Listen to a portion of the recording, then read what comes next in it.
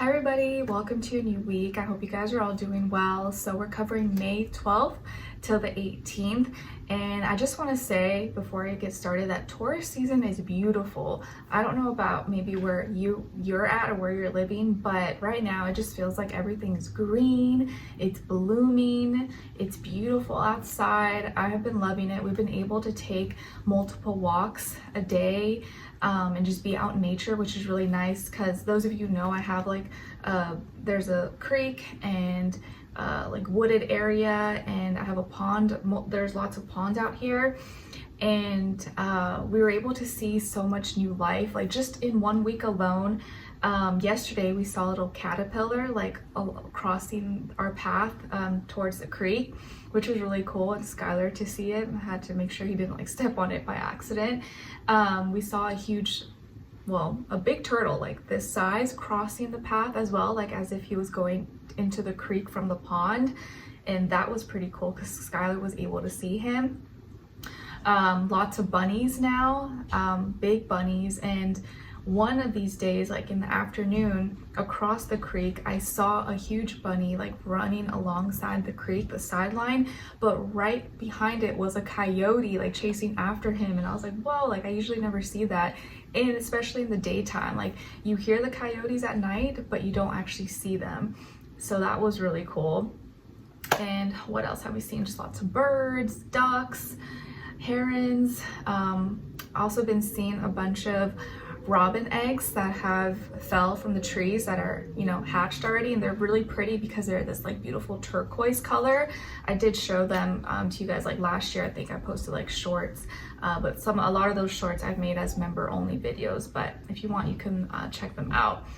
It's beautiful. I love it, and I feel like at this moment in this time we're in, it's we're kind of being asked to slow down, enjoy life a little bit more, get back to things that really matter, not pressure ourselves with moving at a fast pace or doing things that are not true to us and in our nature, and kind of just going with the times, going with the flow, instead of feeling like you have to force yourself to stick to a certain scheduled timeline. And maybe it's that North Node in Pisces as well, but I think that Taurus energy just tells us, hey, slow down, enjoy life, live a little bit, stop worrying about everything else, and be in the present moment. At least that's how it's been feeling right now so far. Obviously, we know life is always changing every day, and energies change. And specifically this week, guys, this is kind of a heavy, intense week. It starts off a little bit heavy because we're going to have the full moon in Scorpio, and Uranus is conjunct, the sun is conjuncting Uranus. Next week, Saturn is going into Aries where it falls. I'll be breaking all that down in a little bit right now though for you. But I did write down a little title for this week's energy, and I wrote this week for the 12th to the 18th, it feels like it's a pre-show of exposing and discrediting before a big breakdown of what no longer works. Or at least that's the kind of energy vibe that I'm feeling, and I'm seeing kind of astrologically maybe play out for a lot of us. So this week in your extended readings for the weeklies, I'm shifting the focus from relationships and love more so just to you and to us as individuals in our personal lives, because there's a lot of heavy intense energy, and with this full moon in Scorpio and a lot of other alignments, I wanted to focus on the full moon energies for you. So in the extended readings, we're going to look into what you have to look forward to, what to look out for, what may be blocking you, person, place, or thing / situation, what is or could help you, and then your advice, and just kind of seeing how these energies are playing out for you this week. So for those of you who will be interested, that's what we'll be talking about in the extended readings, and that will be linked below or posted when they're available. And what else was I going to say? Yeah, and I'm also for your weekly individual readings, just to start before I go into health, finances, relationships, I'm going to get an animal spirit message for you to see how this full moon could be affecting you. Maybe what is changing in your life, or shifting at this time or starting to, and maybe what you could be releasing, letting go of, or kind of getting out of your system at this time. So we'll do that, and then we'll look into the different areas of your life. Okay, all right, and what else? Let's get right into it. Okay, so this week we start off Monday the 12th with a Scorpio full moon. And you guys may know that the moon falls in Scorpio since it's exalted in Taurus, so it's not a very favorable, happy-go-lucky position for the moon to be in. It doesn't like to be in Scorpio, so it can feel, this full moon may feel extra heavy, intense, uncomfortable, maybe not as positive and lighthearted. It's definitely heavier, and it's at 22 degrees, so it's in the third decan of Cancer. So it's a very like fixated but also cardinal like full moon. And the sun is in Taurus, so it's directly opposing. And you guys know with full moons, it's all about like we're shedding, we're releasing, we're purging. You're either going to be feeling like, okay, satisfied, fulfilled in your life, and you're just, you know, kicking back. Or this full moon, if you're like in a negative state or you're dealing with a lot of, things in your life, it could feel very overwhelming, and the way we react and respond could be in a very sneaky, manipulative, discrediting, exposing kind of way.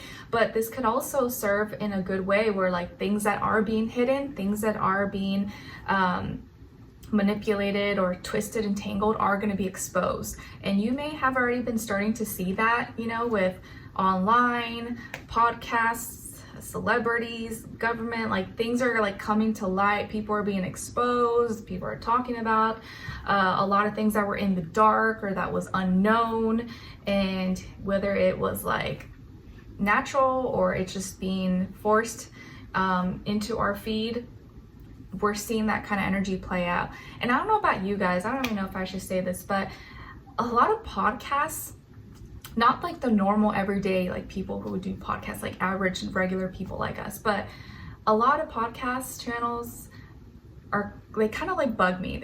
I find them kind of annoying, and I don't watch like any of them. And what bothers me is not the people themselves, or like no personal, there's nothing personal about anything. It's just when it's like these big known names and celebrities and people who already have like their thing going on are trying to come onto like YouTube and other platforms to pretend like they relate to regular people. Like, why? You guys already have your TV shows, networks, movies, like you have your team, you have your success. Like, why are you trying to come onto YouTube and take regular people's audiences and pretend like you're relatable to us when you're really not? And a lot of things that they talk about is very stuff that we don't deal with, stuff that doesn't really affect us. It's not like our problem, if you guys know what I'm saying. And like a lot of it is very like just dark, sadistic, or perverted, like weird things that like us normal regular people, like we don't deal with those things. Like that's not our life. And I just don't like when that's all you see on your feed, that's all it's being like advertised to you, or like it's millions and millions of clicks and views. It's like YouTube used to not be that way, or all social media platforms, not just like YouTube. But I specifically, I like YouTube because it's usually more regular, normal, everyday people. But now you see this influx of like celebrities and other people who want to be YouTubers, podcasters, TikTokers, and things like that. And I just find that a little bit like disingenuous, and like trying to take from like what regular people like built with their own hard work and time and energy from the ground up, without a team, without managers, without funds, and all this other stuff. But anyways, that's just my little rant. So with this full moon, you will either feel very fulfilled and happy and content, maybe even kind of going deep. You're wanting to go deeper with things, deeper with your connections, deeper with other things that you love or you enjoy. Or this can be a very like what was in the dark is being brought to light and being exposed or discredited, or you're starting to see people's true colors, like people's true character colors, their intentions, whether it was bad or good, but mostly probably like negative things. You're going to start to hear about it or see it come out to the forefront. All right, and then also that day, Mercury in Taurus is squaring Pluto, and by now Pluto will have already gone retrograde, Pluto in Aquarius. And so there's this like tension that's we're already going to start to feel this week in the sky, that full moon and sun opposition, and now Mercury with Pluto in Aquarius is in retrograde. So we're having these like past power and control issues maybe coming up from past things that we're having to like process and think about, and maybe giving us time to realize, okay, like that was an issue, or I need to take power control over this thing before it ruins me, or before it takes over my life in a negative way. But Pluto Aquarius is like fixated mentally, and Mercury in Taurus is stubborn physically. So these two energies, how we're thinking and communicating has to learn how to also have power and control over our mind, in our decisions and our perspectives. So how we're thinking and communicating is very stubborn, fixated. We don't want to change these things, but also Pluto in Aquarius is also having these issues about past things, but may not want to change those things, or the way they want to change it may not be how mentally, where Mercury in Taurus we think is realistic. That may be like realistic, or like, oh, that's not good for our money or our career, or that's not going to make sense. And Pluto will be like, well, we have to do things differently because it hasn't been working. So that's where we feel this like friction and having to learn how to deal with those two energies. Then on May 13th, we have Mercury again in Taurus opposing Lilith now. So Lilith is in Scorpio. So yeah, I forgot to mention that. So the full moon on Monday is in Scorpio, and Lilith is in Scorpio. So yeah, a lot of things that are in the dark that bring us shame, guilt, embarrassment, or where we're kind of like rebellious a little bit and defiant and don't want to follow rules and orders, that's also gonna be like coming to the forefront of what we are reacting and responding to. So yeah, a lot of shadows, dark things coming out in this full moon in Scorpio. Okay, so back to May 13th, Mercury in Taurus opposing Lilith in Scorpio. So how we're thinking and communicating is at direct odds, okay, opposition with our shadow, where Lilith is in our desires, deep, occult, passions, things we're emotionally connected to, but we don't want to show, or we don't want people to know that's our motive, or that's what we really like.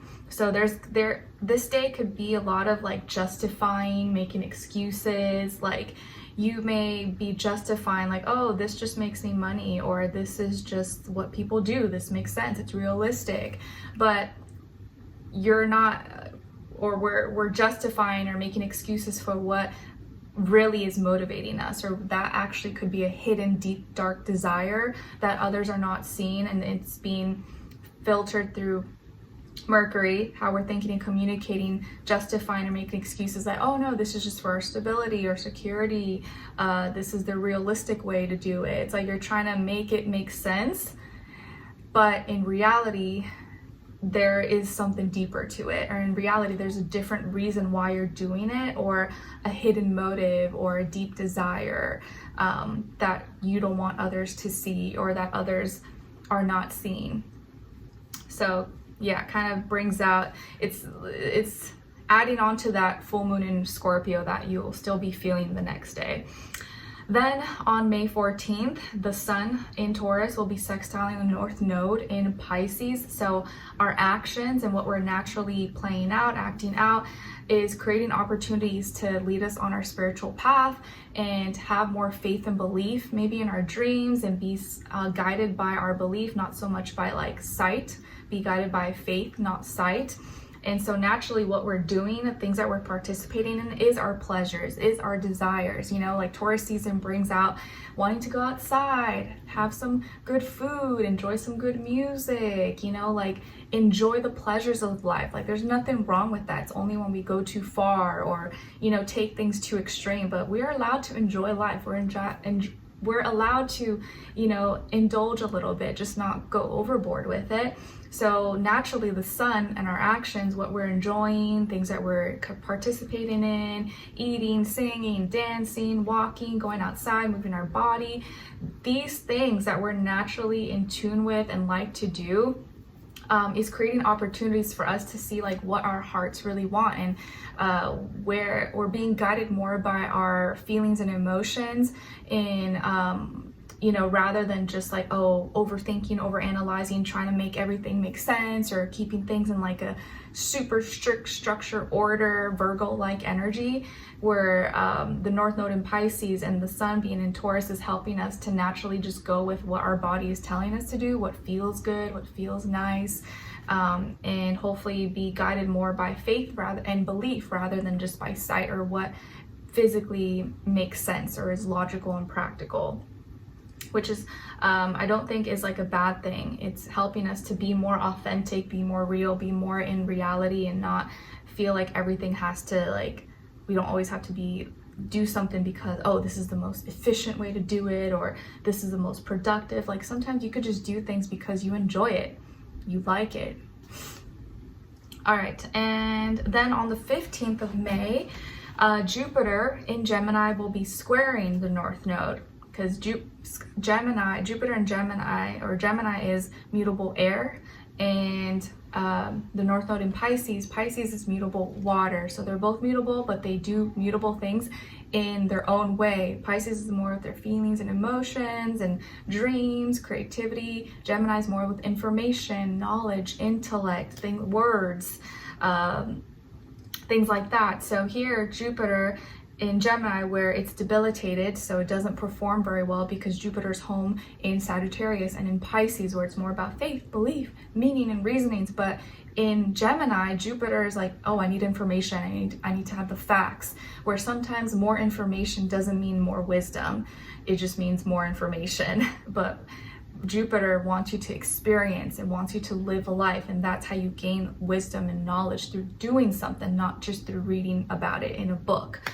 or you know, in following instructions. Because I'm sure that's happened to you guys. Have you ever like followed a recipe, an instruction book or something to the T? You'd use the exact ingredients, or you did your makeup, you followed some makeup tutorial, but it didn't exactly come out like the person showing it. Well, because you're not that person. There's still like, there's some other elements to it that a book or instruction label will just not always be the same. It just will come out a little bit different, even if you're doing it to the T. And so here with this Jupiter squaring the North Node, Jupiter's having to learn that sometimes how you grow and expand is through faith and belief and following your heart, not just through only information and words and reading the guidelines. Sometimes you have to just like believe and try things and follow your heart, and not just think that you need more information, because that a lot of times that can lead you to analysis paralysis, where like you never end up doing it because you think you need more information rather than just experiencing. And then on the 17th, we will have the Sun. This is kind of a big deal. The Sun in Taurus conjuncting Uranus in Taurus. And Uranus already doesn't like being in Taurus because it's home, or it likes to be in Aquarius, right? And funny, because we have Pluto in Aquarius, and Pluto is in retrograde right now.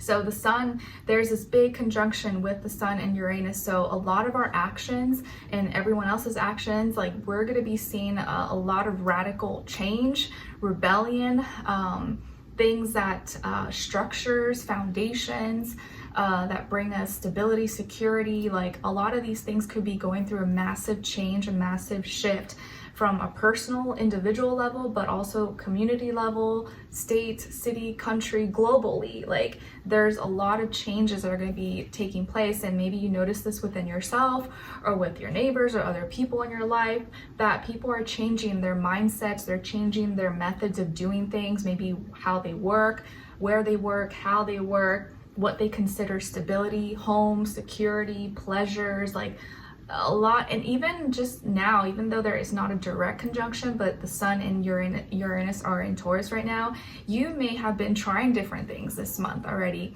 Maybe you've been like, you know, if you go to usually go to a certain restaurant or order certain foods, this is probably the time when you were like more inclined to, instead of ordering the same thing, you're like, you know what, I'm gonna try something different this time, or I'm gonna order a different color than I usually order, or I'm gonna go a different path than I usually do. Like 9 times out of 10, this would be the time when you're trying new things more so than you did like in the months prior.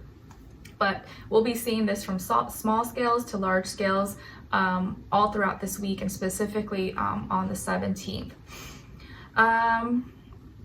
Okay, and then at the end of the week on the 18th, we'll have Mercury squaring Mars and Jupiter sextiling Chiron. So Mercury in Taurus squaring Mars in Leo. So Mercury, how we're thinking and communicating, more fixated, stable, secure, moving slow, thinking logically, practically, before we just jump into something. But it's squaring Mars in Leo, and Mars in Leo is fixated and stubborn, but in a fiery, passionate way where we're seeking or maybe want more validation, appreciation, attention, just doing things for the passion of it, for the fun of it, or maybe for the reciprocity, for the attention that we may receive. Whereas Mercury in Taurus is like, well, that's all fun and cool, but like, does this make money? Is this logical? Is this practical? We need structure, order.